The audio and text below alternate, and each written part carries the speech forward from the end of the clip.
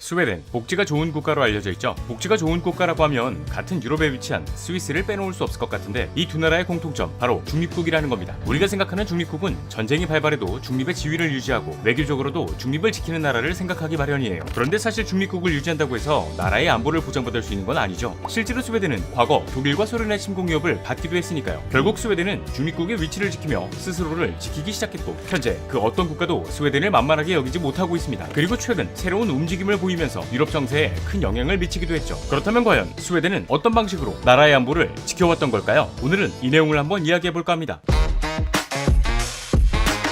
자, 오늘 저와 함께 살펴볼 지식 가이드는 스웨덴을 건들 수 없는 이유입니다. 전 세계적으로 중립국이 되고 싶어하는 나라는 정말 많아요. 일단 중립국이 된다면 그 어떤 편에도 들지 않기 때문에 눈치 안 봐도 되고, 이곳저곳에 중립 외교하면서 물건도 내다 팔고, 무엇보다 전쟁으로부터 안전을 보장받을 수 있으니까요. 하지만 중립국이 되는 요건은 까다로울 뿐더러 국제사회에서 인정받지 못하는 경우가 많거든요. 이에 우리가 알고 있는 가장 대표적인 중립국으로는 스위스가 있는데, 여기 나폴레옹 전쟁이 끝난 1814년 이후 오랜 시간 동안 중립국 노선을 택했던 또 하나의 나라가 존재합니다. 바로 스웨덴. 우리가 생각하는 스웨덴이라고 하면 복지가 좋은 국가 또는 바이킹이 떠오를 것 같아요. 그리고 이 스웨덴은 중립국 노선을 택한 이후 200년이 넘는 시간 동안 단 한 차례도 전쟁에 참여하지 않았습니다. 하지만 스웨덴이 중립국을 선택한 이후 위기가 아예 없었던 것은 아니었거든요. 이 상황을 잠깐이나마 살펴보게 되면 제1차 세계대전의 경우 유럽 대륙에서 일어난 전쟁이었던 만큼 중립국의 위치를 고수하고 있던 스웨덴이 직접 참전하지 않아도 됐지만, 제2차 세계대전의 경우에는 독일이 유럽 전역을 통째로 먹으려 했던 야망을 가지고 있었어요. 실제로 독일은 폴란드, 벨기에, 네덜란드, 그리고 스웨덴의 바로 옆 나라인 덴마크와 노르웨이까지 침략을 이어갔죠. 때문에 중립국의 지위를 유지하고 있던 스웨덴 또한 독일의 위협에서 벗어날 수 없었고, 이에 대응하기 위해서 스웨덴은 군사를 배치하기까지 했죠. 하지만 스웨덴이 가지고 있는 군사력으로는 미쳐 날뛰는 독일을 막을 수 없었어요. 그래서 스웨덴이 택한 방법이 무엇이었냐? 독일군이든 연합군이든 전쟁하면서 반드시 필요한 각종 물자들 중 스웨덴에서 얻을 수 있었던 자원인 철강과 구리를 독일군에게 몰래 지원하는 것이었습니다. 또한 독일군에게 스웨덴이 가지고 있는 철도 시스템을 이용할 수 있도록 넘겨주기도 하면서 스웨덴 본토가 침공당하는 것을 피해갈 수 있었어요. 반대로 연합군에게는 정보를 주면서 눈초리를 피했고요. 결국 스웨덴은 인류 역사에서 가장 큰 인명과 재산 피해를 낳은 전쟁 속에서도 살아남을 수 있었지만, 전쟁 이후 미국과 소련의 총성 없는 전쟁, 이른바 냉전 시대가 펼쳐지게 됩니다. 이 두 나라는 양극 체제하에서 각각 자본주의 진영과 사회주의 진영으로 나뉘어 권력 투쟁을 이어갔고, 이때 소련이 동유럽에 미치는 영향력이 점점 커지자 스웨덴 또한 소련의 영향력을 의식하기 시작했어요. 이런 상황에서 각 유럽 국가들은 미국을 중심으로 한 북대서양 조약기구, 즉 나토에 가입해 소련을 견제했지만, 스웨덴은 중립국을 유지하기 위해선 이 조약에 가입할 수조차 없었죠. 이로 인해 스웨덴은 어떻게 해서든 각자 도생해야겠다는 생각을 하게 되는데, 먼저 스웨덴의 영토를 보시면 직접적으로 국경을 맞대고 있는 나라가 많지 않거든요. 서쪽으로는 노르웨이, 동쪽으로는 핀란드, 그리고 남쪽 바다 건너 덴마크와 독일 정도예요. 이 상황을 다시 말해보면 스웨덴을 직접적으로 공격할 나라가 많지 않다는 거죠.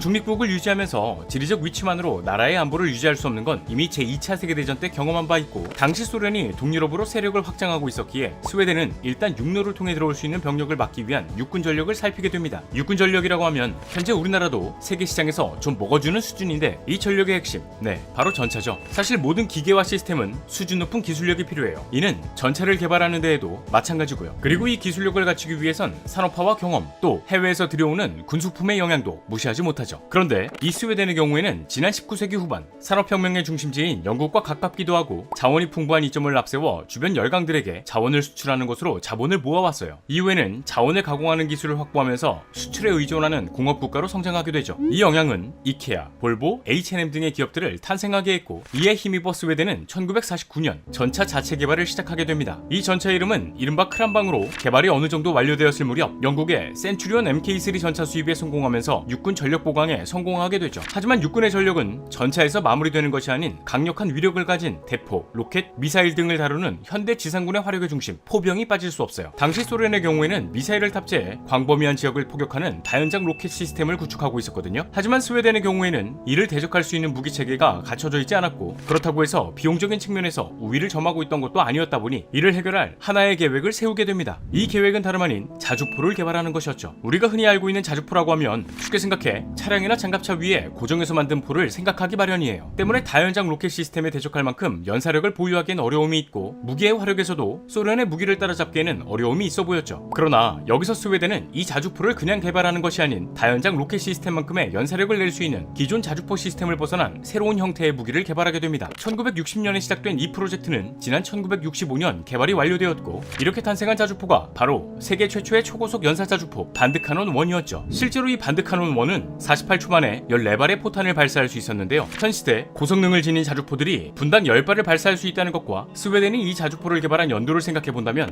이 상황은 정말 놀라운 발전 속도라고 할 수 있을 것 같아요. 그리고 이런 추진력과 높은 기술력을 가진 스웨덴의 군사력은 지금까지도 세상을 놀라게 하는 경우가 있죠. 이에 가장 대표적인 예시로는 21세기 전쟁에서 전투의 양상을 좌우하는 중요한 조건인 제공권을 장악하기 위한 공군력에서 찾아볼 수 있었습니다. 일단 스웨덴은 제2차 세계대전 전후로 열강들이 서로 물고 뜯고 싸울 때 줄타기 하면서 피해를 피해가기도 했지만, 독자적으로 사브 J-35 드라켄, 사브 JA-37 비겐이라는 전투기를 개발하면서 힘숨집 냄새 제대로 풍기는 나라이기도 했거든요. 그리고 현재 스웨덴이 주력으로 사용하고 있는 전투기는 자스 39 그리펜으로 현존하는 4.5세대 전투기 중에서도 정상급이라는 평가를 받고 있어요. 활주로가 800m만 보장된다면 언제 어디서든 이륙이 가능하다는 점과 다른 전투기와 비교했을 때 기체 크기도 작고 동체를 보다 쉽게 분리할 수 있어 정비가 편하고 몸집에 비해 많은 무장을 장착할 수 있다는 장점을 가지고 있죠. 이로 인해 효율적인 전투 성능과 다양한 임무에 대한 유연한 적응력, 그리고 높은 생존성과 저렴한 운용 비용 등의 이점이 있는데, 특히 이 전투기는 특별한 전술을 가지고 있거든요. 이 전술은 스웨덴의 전투기 한 대가 레이더로 적군을 발견하게 되면 나머지 편대 아군기에 적군의 정보를 공유할 수 있는 전술로 다수의 적군을 소수의 공군력으로 상대할 수 있는 효율을 낼 수 있어요. 실제로 이 전술은 미국 공군이 주최하는 다국적 연합 공군 훈련, 이른바 레드 플래그 훈련에서 미 공군을 상대로 사용한 결과 세계 최강이라고 불리는 미 공군도 당황할 정도의 효과를 냈다는 이야기가 나오기도 했죠. 이처럼 스웨덴은 줄곧 기술적 우월성에 의존하면서 많은 효과를 발휘해왔고, 특정 분야에서는 스웨덴의 첨단 기술의 발전이 세계를 선도한다고 해도 과언이 아닐 정도예요. 또 냉전 시대에는 미국, 소련, 프랑스, 영국을 따라 핵을 가지려는 움직임을 보이기도 했고요. 결국 스웨덴은 중립국의 위치를 지키면서 스스로의 힘을 길러온 결과 현재 그 어떤 국가도 스웨덴을 만만하게 여길 수 없게 되었습니다. 그리고 최근 200년이 넘는 시간 동안 중립국을 지켜오던 스웨덴이 새로운 노선을 선택했습니다. 지난 2022년 2월 24일 러시아 우크라이나 전쟁이 발발했죠. 이 시점을 기준으로 유럽 전역은 긴장감이 맴돌기 시작했고, 약 3개월이 흐른 2022년 5월 스웨덴은 중립국 지위를 포기하고 핀란드와 함께 나토에 가입 신청서를 제출했어요. 하지만 나토에 가입하기 위해선 나토 규정에 따라 신규 회원국의 가입은 기존 회원국의 만장일치가 나와야 하기 때문에 꽤나 오랜 시간이 걸릴 것으로 예상되었죠. 그러나 핀란드의 경우에는 30개 나토 회원국 모두에게 가입 승인을 받으면서 약 11개월의 과정 끝에 공식 가입이 확정되었지만, 스웨덴의 경우 튀르키예와 헝가리의 반대에 부딪혀 가입이 보류되었죠. 이는 스웨덴이 반이슬람 시위를 문제 삼아 제동을 걸었던 건데, 최근 상황이 많이 바뀌었거든요. 지난 2023년 7월 그동안 스웨덴의 나토 가입을 반대하던 튀르키예가 나토 정상회의 개막을 앞두고 갑작스럽게 입장을 바꿔버린 겁니다. 여기에는 스웨덴이 튀르키예의 EU 가입을 지지해야 한다는 조건이 있었지만, 튀르키예가 입장을 번복하면서 헝가리 또한 튀르키예를 따라 스웨덴의 나토 가입에 동의했고, 이제 스웨덴은 나토의 32번째 회원국으로 가기 위한 절차를 밟고 있는 과정에 있죠. 과연 스웨덴의 나토 가입이 유럽 정세에 어떤 영향을 미치게 될지 지켜봐야 할 것 같네요. 자, 오늘의 영상은 여기까지입니다. 다음에 또 다른 안내서로 찾아뵙도록 하겠습니다. 지금까지 지식가이드였습니다. 감사합니다.